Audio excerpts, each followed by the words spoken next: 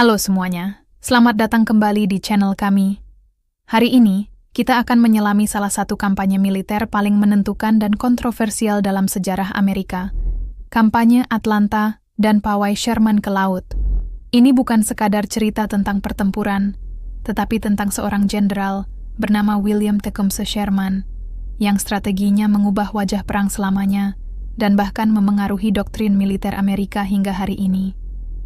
Jadi, mari kita mulai perjalanan epik ini. Pada musim semi tahun 1864, Perang Saudara Amerika telah memasuki tahun keempatnya. Jenderal Ulysses S. Grant, yang baru diangkat sebagai komandan semua pasukan Union, menyusun rencana besar untuk mengakhiri perang. Sementara dia akan menghadapi Jenderal Robert E. Lee di Virginia, tugas penting lainnya diberikan kepada sahabat dan orang kepercayaannya, Jenderal Sherman. Misinya? Menyerang jantung konfederasi, merebut kota Atlanta yang vital secara strategis, dan menghancurkan kemampuan musuh untuk berperang. Atlanta bukan sekadar kota biasa. Itu adalah pusat industri dan transportasi utama bagi konfederasi. Dengan jaringan rel kereta apinya yang luas, Atlanta menjadi jalur kehidupan yang menyuplai pasukan konfederasi di seluruh penjuru. Merebutnya berarti memutus arteri utama musuh. Sherman, dengan sekitar 100.000 prajurit di bawah komandonya, berhadapan dengan Army of Tennessee yang gigih di bawah Jenderal Joseph E. Johnston. Johnston adalah ahli strategi pertahanan, dan dia tahu medan Georgia Utara dengan sangat baik. Alih-alih melancarkan serangan frontal yang berdarah dan mahal, Sherman menerapkan strategi yang brilian. Dia menggunakan keunggulan jumlah pasukannya untuk melakukan serangkaian manuver mengapit yang luas. Sementara sebagian pasukannya menekan Johnston dari depan, sebagian besar pasukan lainnya akan berbaris mengelilingi sisi pertahanan konfederasi, mengancam jalur pasokan mereka, dan memaksa Johnston untuk mundur ke posisi pertahanan baru. Taktik ini, yang dikenal sebagai turning movement, memungkinkan Sherman untuk terus maju ke selatan menuju Atlanta sambil meminimalkan korban di pihaknya. Setiap kali Johnston membangun garis pertahanan yang kuat di medan yang sulit, seperti di Rocky Face Ridge atau Kennesaw Mountain, Sherman akan mengulanginya. Dia akan mengirim pasukan untuk menguji pertahanan musuh, sementara korps utamanya bergerak secara diam-diam untuk memotong jalur mundur Johnston. Johnston, yang menyadari bahayanya, terpaksa mundur lagi dan lagi. Ini adalah permainan catur yang mematikan di lanskap Georgia yang berbukit-bukit. Meskipun efektif, kemajuan Sherman lambat dan melelahkan, menguji kesabaran dan daya tahan pasukannya. Kampanye Atlanta mencapai puncaknya pada bulan Juli 1864. Frustrasi dengan strategi mundur Johnston yang terus-menerus, Presiden Konfederasi Jefferson Davis menggantinya dengan Jenderal John Bell Hood yang lebih agresif. Hood, tidak seperti Johnston, percaya pada serangan frontal yang berani. Segera setelah mengambil alih komando, dia melancarkan serangkaian serangan sengit terhadap pasukan Sherman di sekitar Atlanta, seperti di pertempuran Peachtree Creek dan pertempuran Atlanta. Namun, agresivitas Hood justru menjadi bumerang. Pasukan Union yang berpengalaman dan dipersiapkan dengan baik berhasil menahan setiap serangan, menimbulkan kerugian besar bagi pasukan konfederasi. Pertempuran-pertempuran ini sangat brutal dan berdarah, tetapi pada akhirnya, pasukan Hood-lah yang hancur. Setelah serangkaian pertempuran yang gagal untuk mengusir Sherman, Hood terpaksa mengevakuasi Atlanta. Pada tanggal 2 September 1864, pasukan Sherman memasuki kota. Telegram terkenalnya kepada Presiden Lincoln berbunyi, "Atlanta adalah milik kita dan dimenangkan dengan adil." Kejatuhan Atlanta adalah titik balik yang krusial dalam Perang Saudara.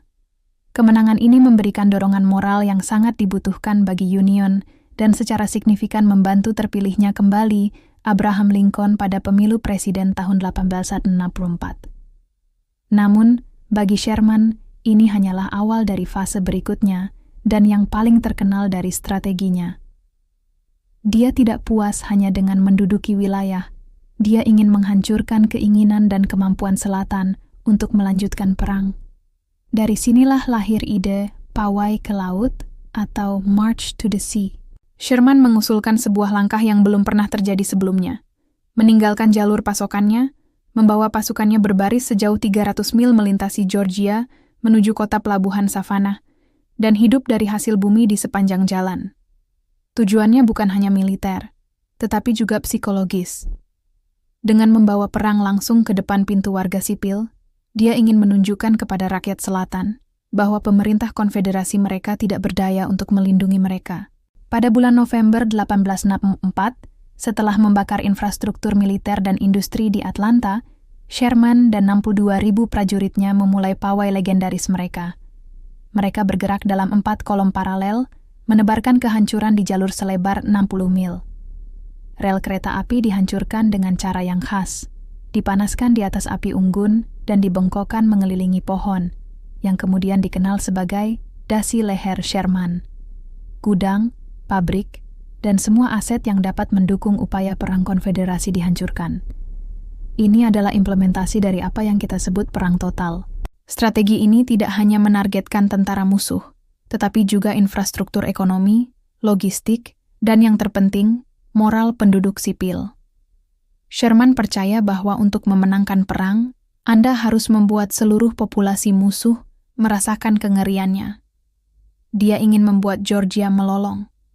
Pasukannya menyita makanan dan ternak dari perkebunan, membebaskan budak di sepanjang jalan, dan menciptakan kekacauan yang melumpuhkan kemampuan konfederasi untuk berfungsi. Meskipun sering digambarkan sebagai tindakan perusakan tanpa pandang bulu, operasi Sherman sebenarnya sangat strategis. Ada aturan keterlibatan yang jelas.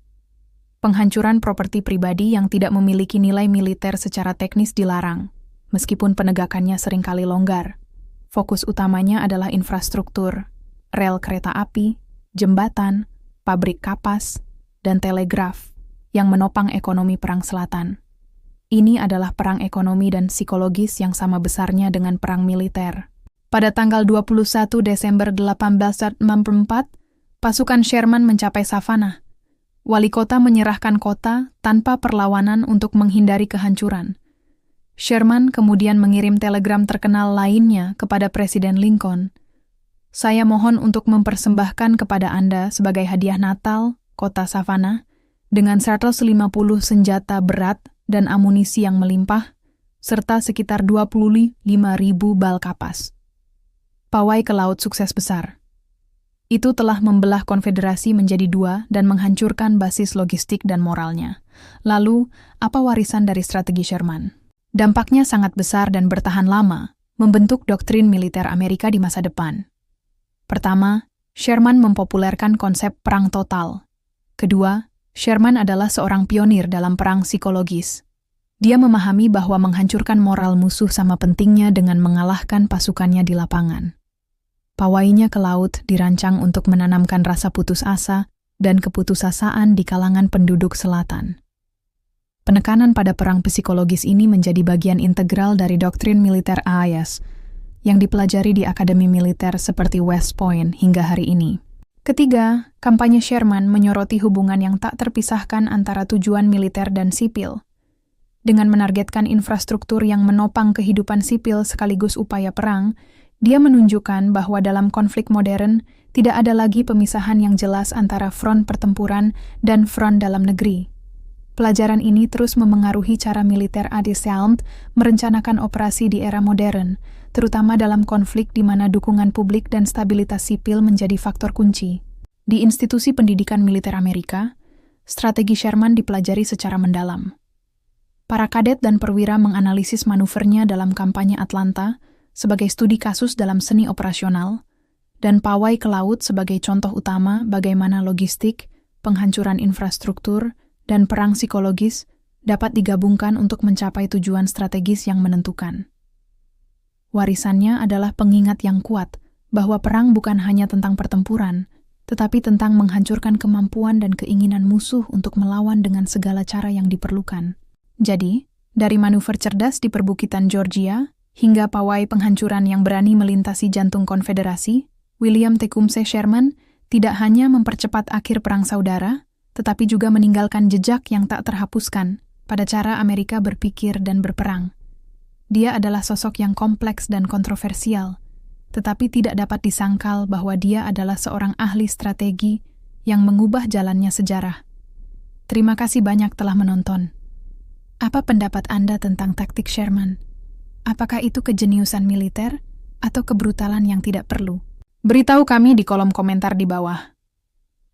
Jangan lupa untuk menyukai video ini, berlangganan channel kami, dan nyalakan lonceng notifikasi agar Anda tidak ketinggalan konten sejarah menarik lainnya. Sampai jumpa di video berikutnya.